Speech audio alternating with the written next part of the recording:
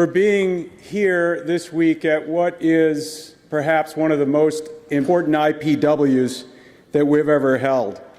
As Roger said, all of us here in this room, all of us need to help correct the notion that the United States of America does not want international travelers. Over the years, the guiding principles of this association have always been that we will always embrace globalization over isolation, because a connected America is a competitive America. And that's why all of us at U.S. Travel are working so very hard to ensure that the U.S. remains a secure and welcoming destination for international and domestic travelers alike. Staying connected means having adequate infrastructure to support travel to and within the United States. I live in New Jersey, and each week travel out of Newark or LaGuardia or JFK, which provides a front row seat for witnessing just how our country's infrastructure is so often and so unable to meet the current demand, along with the growing volume of travelers that all of us hope to welcome in the future. Certainly our roads, our rails, and our bridges all need attention, but what really concerns us at U.S. Travel, what concerns us more than anything else, is the state, as Roger said, of our airports, which, as we all know, are the first facilities that all of you see when you enter this country.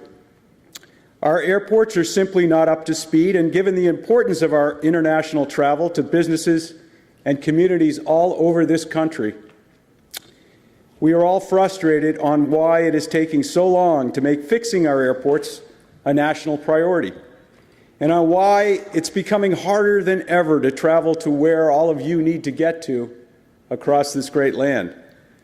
Within the coming weeks, U.S. Travel will release a report detailing how our air travel system is simply not working well enough to serve and support the needs of our consumers.